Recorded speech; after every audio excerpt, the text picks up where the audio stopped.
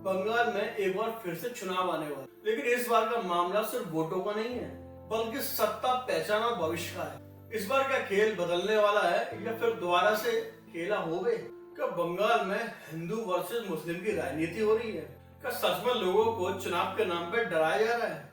चुनाव आते ही आरोप तेज हो जाते हैं। भारतीय जनता पार्टी हिंदुओं का विकास की बात करती है, वहीं टीएमसी, तृणमूल कांग्रेस मुस्लिम वोट बैंक को साधने की कोशिश करती है।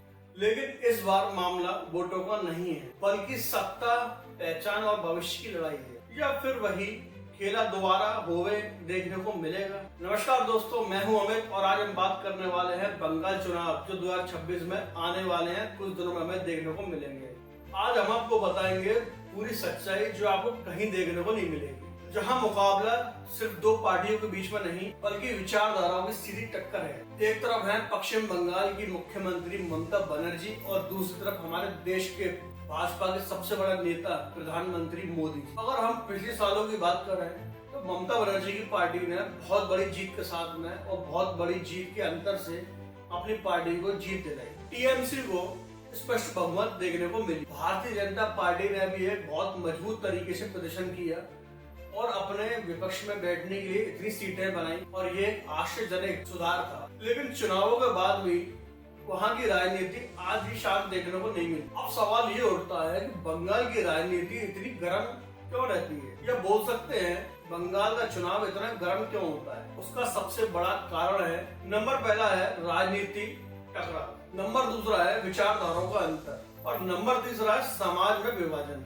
कई बार चुनावों में हिंसा की खबर सुनने को या देखने को मिलती है, जो इस पूरे मामले को या चुनाव को और गंभीर बना देता है। भारतीय जनता पार्टी अपनी पूरी ताकत के साथ में इस बार बंगाल पर पूरा तरीके से ध्यान दे रही है। भारतीय जनता पार्टी इस बार सर से लेकर एड़ी तक का सारा जोर लगा रही है और टीएमसी भी अपनी कहीं ना कहीं पकड़ बनाए रखने के लिए, सत्ता में बनी रहने के लिए पूर्ण प्रयास कर रही है। क्या इस बार खेला हो गए या फिर इस बार हमें कमल देखने को मिले, या इस बार खेल ही बदल जाएगा? चुनाव सिर्फ नेताओं के बीच में नहीं, राजनीतिक पार्टियों के बीच में नहीं, बहुत बड़े मुद्दों के साथ। अब राजनीति में मुद्दे क्या हैं ये बताइए। सबसे पहला है बेरोजगारी, नंबर दूसरा विकास, नंबर तीसरा महिला की सुरक्षा और नंबर चौथा है भ्रष्टाचार। अब लोग नारे से ज्यादा काम देखना चाहते हैं। वो हर पार्टी को, जो सत्ता में आने वाली पार्टी है, वो ये देखना चाहते हैं कि ये पार्टी हमारे लिए कितना काम करती है और हमें कितना विकास मुहैया कराती है।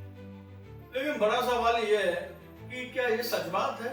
अगर एक पार्टी धर्म की बात करती है, दूसरी पार्टी अपने आप को रक्षक बताती है, लेकिन इस बीच में फंसता कौन है? वो है आम आदमी, आप, मैं, हम जैसे लोग। पश्चिम बंगाल एक ऐसा राज्य, बल्कि भावना, धर्म, राजनीति का बड़ा मैदान है और आज भी ममता बनर्जी ने सत्ता की पकड़ कर रखी है। कई लोग मानते हैं बंगाल में तुष्टीकरण की राजनीति होती है। बंगाल में पहले वामपंथियों की सरकार थी, लेकिन उसके कुछ समय बाद ममता बनर्जी की सरकार आई।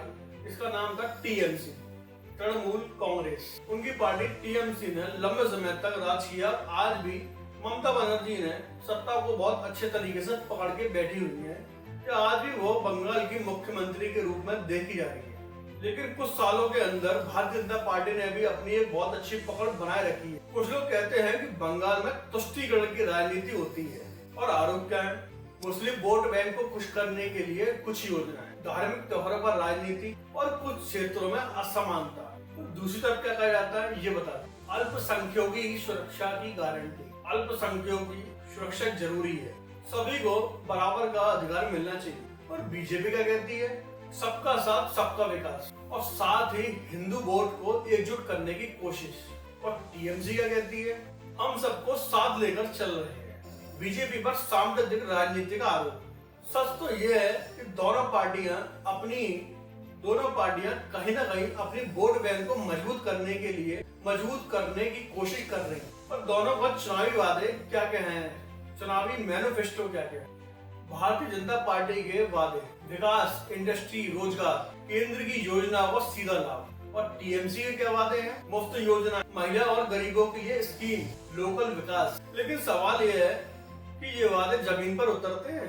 हर चुनाव में असली जो मुद्दे होते हैं वो है बेरोजगारी, महंगाई, सुरक्षा, शिक्षा, ये सबसे ज्यादा महत्वपूर्ण, ये बहुत महत्वपूर्ण मुद्दे माने जाते हैं।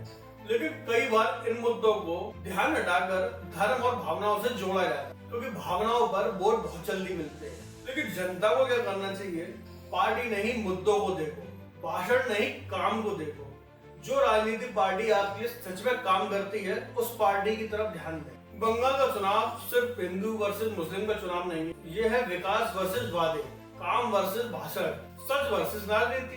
फैसला आपको करना है, धर्म की राजनीति करनी है या विकास चाहिए आपको, ये आप लोगों पर निर्भर करता है। कमेंट में जरूर बताना कि आपको विकास की राजनीति चाहिए या भावनाओं की, या धर्म की राजनीति चाहिए। और मैं तो आपसे एक बात पूछना चाहता हूँ, हिंदू, मुस्लिम, सिख, ईसाई क्या साथ साथ नहीं रहते हैं? भारत में हम लोग सब मिलजुल कर रहते हैं और त्योहार भी एक साथ मिलकर बनाते हैं। मैंने तो आज तक बचपन से नहीं देखा कि कोई मुस्लिम या कोई हिंदू एक दूसरे लड़ रहे हैं, कुछ लोगों को ना गिना जाए तो। इसीलिए बंगाल की राजनीति को जिस चश्मे से आप देखने की कोशिश कर रहे हैं, उस चश्मे को उतार के रोजगार, विकास, ऐसे मुद्दों को लाइए। तो दोस्तों, आपको ये तय करना है कि बंगाल की राजनीति में या बंगाल को चुनावों में आपको रोजगार, विकास योजना या नई स्कीम, जो आपको लाभ देने वाली स्कीम है, वो आपको चाहिए, या फिर आपको तुष्टीकरण की राजनीति चाहिए? हिंदू वर्सेस मुस्लिम चाहिए या फिर आपको अच्छी राजनीति चाहिए? ये आपको सत्ता में आई हुई पार्टी से विकास चाहिए? ये आप पर निर्भर करता है कि आप किस चीज को चाहते हैं। किसी भी राजनीतिक पार्टियों की बात मानने से पहले आप ये सोचिए कि आज आपके पास रोजगार है, विकास है, इन चीजों को मेन मुद्दे में रखिए और हमें कमेंट करिए कि आप वोट टीएमसी को देंगे या बीजेपी। और आपको ऐसी ही सच्ची और डिटेल वीडियो चाहिए तो हमारे चैनल को सब्सक्राइब करें। तो दोस्तों, आपको वीडियो कैसी लगी? अच्छी लगती है तो लाइक करें, सब्सक्राइब करें, शेयर करें।